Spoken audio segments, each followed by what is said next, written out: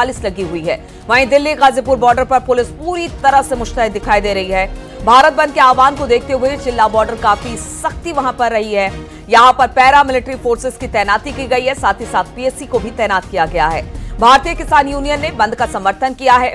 मुजफ्फरनगर में भारतीय किसान यूनियन के कार्यकर्ता और किसान 2 घंटे के लिए सुबह 10 बजे से 12 बजे तक रोड जाम करेंगे। हालांकि व्यापारियों ने इस बंद का समर्थन नहीं किया है, लेकिन बंद को लेकर व्यापारियों का भले समर्थन ना हो, लेकिन भारी तादाद में किसान हैं और भारत बंद के आह्वान के बाद कहा जा रहा है कि आज पुलिस प्रशासन भी अलर्ट मोड पर दिखाई दे रही है। यूपी में पुलिस और प्रशासन अलर्ट है। नोएडा में धारा 144 लागू कर दी गई है। वहीं पर अगर बात की जाए बाकी बॉर्डर इलाके की, तो वहां पर भी सख्ती बढ़ा दी गई है। दिल्ली गाजीपुर बॉर्डर पर पुलिस मुस्तैद दिखाई दे रही है।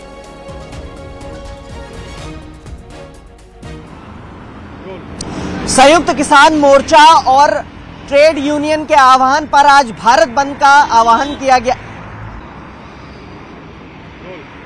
संयुक्त किसान मोर्चा और ट्रेड यूनियन के आह्वान पर आज भारत बंद की बात कही गई है और इसको लेकर चिल्ला बॉर्डर पर, खासतौर पे नोएडा दिल्ली बॉर्डर पर अलर्टनेस देखने को मिल रही है। आपको बता दें कि आज गौतम बुद्ध नगर में भी गौतम बुद्ध नगर पुलिस कमिश्नरेट की तरफ से 24 घंटे के लिए धारा 144 लागू कर दी गई है। वहीं दिल्ली पे भी धारा 144 लागू है। आपको तस्वीरें दिखाना चाहेंगे चिल्ला बॉर्डर से। सबसे पहले आपको दिखाते हैं कि दिल्ली की तरफ पर यहाँ पर पैरामिलिट्री फोर्सेस को तैनात कर दिया गया है और इसके अलावा जो यहाँ के आला अधिकारी हैं दिल्ली के, वो भी मौके पर पहुंच गए। बैरिकेडिंग ऑलरेडी पहले से कर रखी गई है, कई लेयर की ये बैरिकेडिंग है। और दूसरी तरफ अगर नोएडा में बात करें तो यहाँ पे भी तैयारियां मुकम्मल कर ली गई हैं और आपको दिखाएंगे कि पीएसी बल तैनात कर दिया गया है। पीछे कैमरामैन से मैं रिक्वेस्ट करूंगा कि आपको तस्वीरें दिखाएं। यहाँ पर पीएसी बल साथ में तैनात किया गया है और इसके अलावा जो रूट डाइवर्जन है वो किया गया, क्योंकि यहाँ पर सबसे बड़ी चुनौती ये है कि किसान संगठन ने समर्थन किया है संयुक्त किसान मोर्चा का और आह्वान की बात की है, भारत बंद के समर्थन की बात की है। यहाँ पर भी किसान लंबे वक्त से प्रदर्शन कर रहे हैं और अपनी मांगों को लेकर बैठे हुए हैं। आपको बता दें कि यहाँ के जो किसान हैं उनकी मांगों को लेकर वो करीब 2 महीने से प्रदर्शन कर रहे हैं, लिहाजा उन्होंने इस संयुक्त किसान मोर्चा के आह्वान का समर्थन किया है और इसके साथ साथ भारतीय किसान यूनियन टिकैत ने भी समर्थन किया। लिहाजा वो सड़कों पर उतरेंगे और लोगों से लगातार अपील भी कर रहे हैं कि इस भारत बंद का आह्वान का समर्थन करें।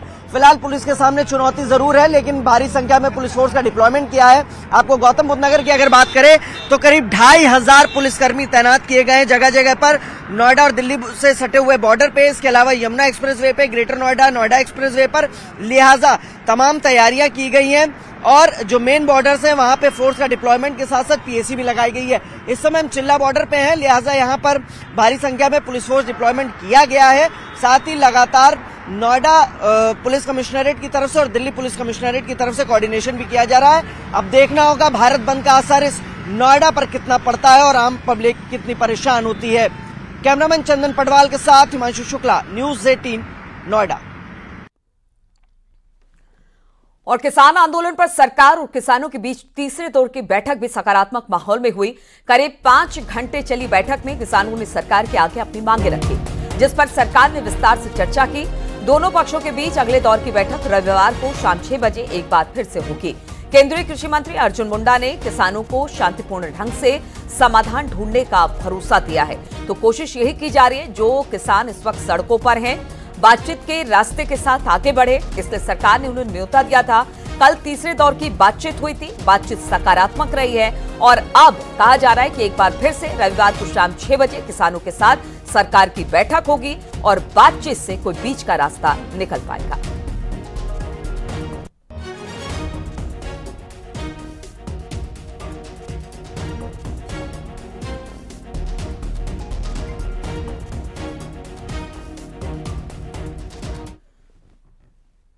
तो सरकार के साथ तीसरे दौर की बातचीत सकारात्मक रही और इसके बाद अब किसान नेता बातचीत की जानकारी किसानों को देंगे। इसके बाद आगे की रणनीति पर चर्चा की जाएगी। 3 मांगे बड़ी मांगे, सभी मांगे बड़ी हैं, जैसे एमएसपी खरीद की गारंटी का कानून, C2 प्लस 50% और किसान और खेत मजदूर का कर्ज और भी जितनी मांगे हैं, तो उसके ऊपर काफ़ी लंबी चर्चा चली है। हमने ये कहा कि आप कहते हैं कि बातचीत जारी रखनी चाहिए, बैठ के मसले का हल करेंगे। हमने कहा बिल्कुल उचित है। नेक्स्ट मीटिंग का समय उन्होंने एतवार का दिया है। मीटिंग पॉजिटिव माहौल में हुई है। तो सरकार और किसानों के बीच अभी तक 3 दौर की बातचीत हो चुकी है। अच्छी बात यह रही है कि बैठक सकारात्मक माहौल में चल रही है। कई मुद्दों पर दोनों पक्षों के बीच सहमति भी बन गई है। एक हफ्ते के अंदर अंदर तीसरी बार किसान और केंद्र सरकार के बीच बातचीत हुई है। किसानों और सरकार के बीच अब तक हुई 3 दौर की बातचीत भी कि हम आपको 3 तस्वीरें भी दिखा रहे हैं। 8 फरवरी, फिर 12 फरवरी और कल शाम यानी तीसरे दौर की जो बातचीत है वो 15 फरवरी को हुई है। तीनों बातचीत सकारात्मक रही है। किसानों की कई मांगे मान ली गई है और अब बताया जा रहा है जो चौथे दौर की बातचीत है रविवार को शाम को 6 बजे रखी गई है और उम्मीद की जा रही कि शायद इसमें कोई बीच का रास्ता निकल पाए।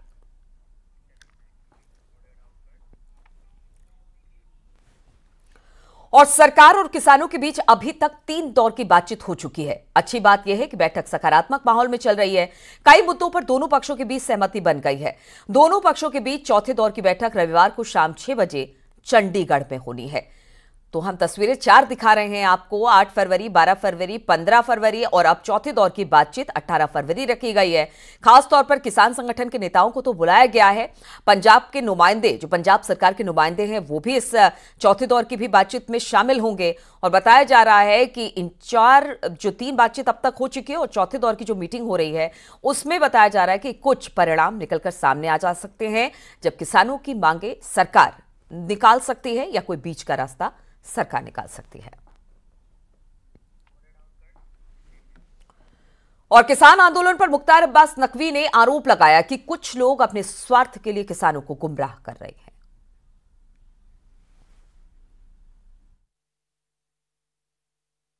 एमएसपी को जो है वो अपना मैक्सिमम स्वार्थ का जो प्रोग्राम मान के बैठे हैं, वो उस मैक्सिमम स्वार्थ के जरिए जो है वो कुछ किसानों के कंधों पे बंदूक और अपनी क्रिमिनल कॉन्स्पिरेसी का संदूक लेकर के घूम रहे हैं।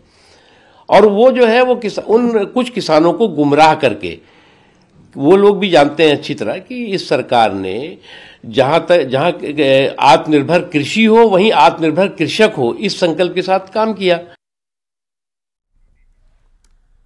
और अब बात करते हैं सीएम योगी के दौरे की। तो आज प्रयागराज के दौरे पर सीएम योगी रहने वाले हैं। शाम को 4 बजे वो Rajendra Prasad national law university के उद्घाटन समारोह में शिरकत करने वाले हैं। सुप्रीम कोर्ट के चीफ जस्टिस DY चंद्रचूड़ कार्यक्रम में मुख्य अतिथि होंगे। सीएम योगी इसके बाद अधिकारियों के साथ बैठक भी करेंगे। सीएम संगम की रेती पर चल रहे माघ मेले का भी स्थलीय निरीक्षण आज कर सकते हैं। तो मुख्यमंत्री का प्रयागराज का दौरा है। प्रयागराज में कई कार्यक्रम है जिसमें मुख्यमंत्री आज शामिल होंगे।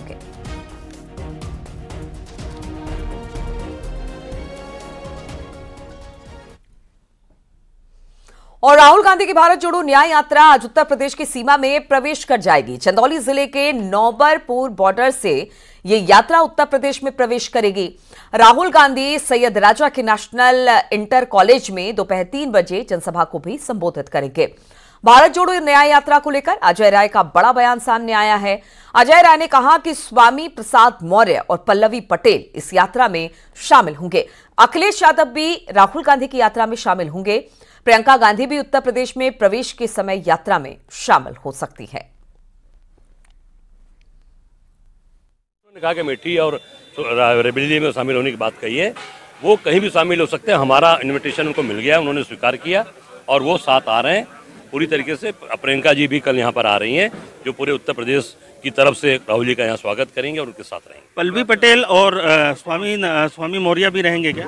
निश्चित तौर से उनको भी दिया गया सूचना। पल्लवी पटेल जी को, स्वामी प्रसाद मौर्य जी को, अखिलेश जी को, सभी लोग इसमें शामिल होंगे। और खबर अलीगढ़ से लेते हैं, जहां पर पुलिस ने महिला से लूटपाट के मामले में बड़ी कार्रवाई की है। अलीगढ़ मुस्लिम यूनिवर्सिटी के BM हॉल से पुलिस ने 6 संदिग्धों को हिरासत में लिया है। संदिग्धों से पूछताछ के बाद लूट के खुलासे की उम्मीद जताई जा रही है। सीसीटीवी में लुटेरों को AMU के हॉल की तरफ जाते हुए देखा गया, जिसके बाद पुलिस ने दबिश देकर 6 संदिग्धों को हिरासत में लिया है।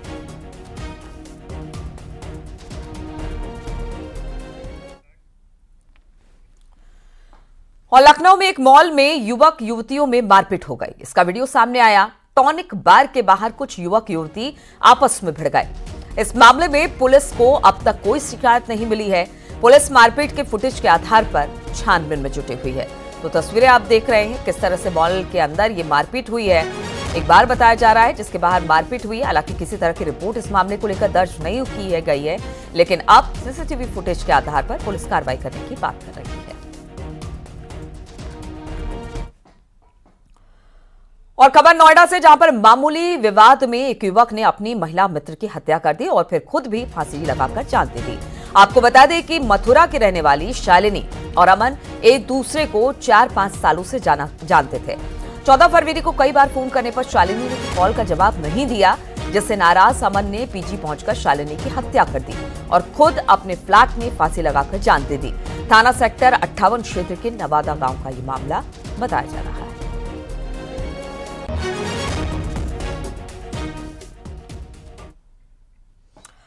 और खबर दिल्ली से लेते हैं, जहां पर फैक्ट्री में भीषण आग लग गई। 11 लोगों की मौत की खबर मिल रही है। कल शाम ये आग लगी थी।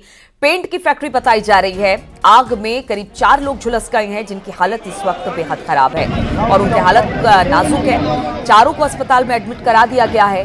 इलाज दिल्ली के अलीपुर इलाके का ये मामला बताया जा रहा है, जहां पर पेंट फैक्ट्री में आग लगने के बाद 11 लोगों की मौत हो गई है। 4 लोग इसमें झुलस गए, जिनकी हालत बेहद गंभीर है और चारों को फिलहाल आईसीयू में एडमिट करवा दिया गया, जहां पर इनका इलाज चल रहा है। ये जो फैक्ट्री थी वो दिल्ली के अलीपुर इलाके में स्थित थी।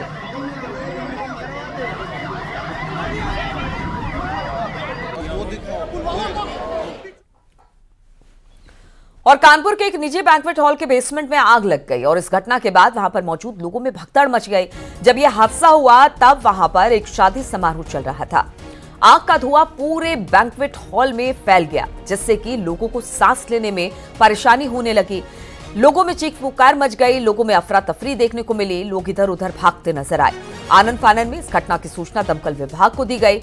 घटना की सूचना पर पहुंची दमकल की 2 गाड़ियों और फायर फाइटर्स ने बैंक्वेट हॉल के बगल की बिल्डिंग में सीढ़ी लगाकर रेस्क्यू करते हुए दर्जनों लोगों को सुरक्षित बाहर निकालते हुए आग पर काबू पा लिया। इस घटना में किसी भी तरह की कोई जनहानि नहीं हुई है। अनवरगंज थाना क्षेत्र के आलम मार्केट की घटना बताई जा रही है।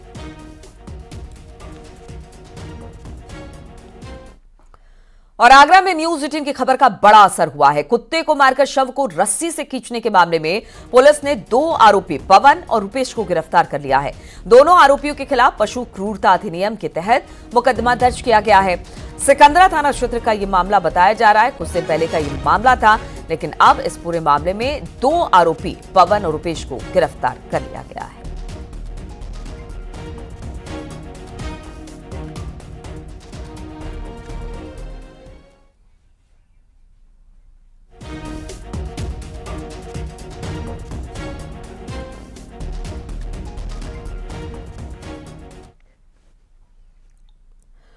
और अब बात आगरा की करते हैं, जहां पर बदमाशों ने बड़ी लूट को अंजाम दिया। सिटी मॉल के 2 कर्मचारियों से 2.5 लाख नकदी, लैपटॉप, मोबाइल और 2 बाइक लूटकर फरार हो गए। हालांकि जाम देखकर बदमाशों ने कुछ दूरी पर बाइक छोड़ दी। लूट की पूरी घटना सीसीटीवी में कैद हो गई है। मौके पर पहुंची पुलिस ने मुकदमा दर्ज कर लिया है। यह मामला थाना सिकंदरा क्षेत्र के रुनकता की बताई जा रही है।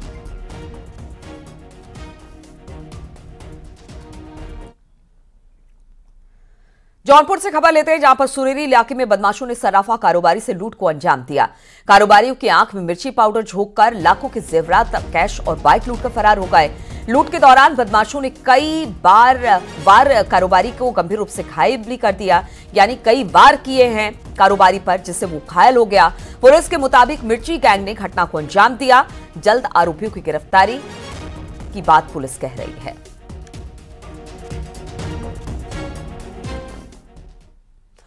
जौनपुर पुलिस ने महिला की हत्या का खुलासा कर दिया है। पुलिस ने पूर्व पति समेत 3 आरोपियों को गिरफ्तार किया। पूर्व पति और उसके दोस्त ने मिलकर महिला की हत्या को अंजाम दिया था। कार में दुपट्टे से महिला का गला कसकर हत्या कर दी गई थी और शव नदी में फेंक दिया गया था। पुलिस ने उस कार को भी बरामद कर लिया है जिसमें महिला की हत्या की गई थी। 5 फरवरी को खोटन इलाके में की नदी में महिला का शव बरामद हुआ था, जिसके बाद पुलिस ने छानबीन की और अब यह खुलासा हुआ है। 2024 को थाना खोटन क्षेत्र में पिलखीचा घाट पे एक युवती की डेड बॉडी बरामद हुई थी, जिस संदर्भ में उनके पिता श्री सुरेश यादव द्वारा उटन थाना में अंतर्गत 302 आईपीसी अभियोग पंजीकृत कराया गया था, जिसका सफल अनावरण करते हुए एसओ उटन श्री अरविंद सिंह व उनकी टीम द्वारा 3 अभियुक्तों को गिरफ्तार किया गया, जिनके नाम राहुल चौरसिया, अंकित और बबलू अग्ररी है। और जिस कार में उस युवती की हत्या की गई थी वो कार भी बरामद की गई। और नोएडा से खबर आ रही है जहां पर रेप पार्टी में सांपों के जहर सप्लाई का मामला। एफएसएल रिपोर्ट में सांपों के जहर की पुष्टि हो गई है।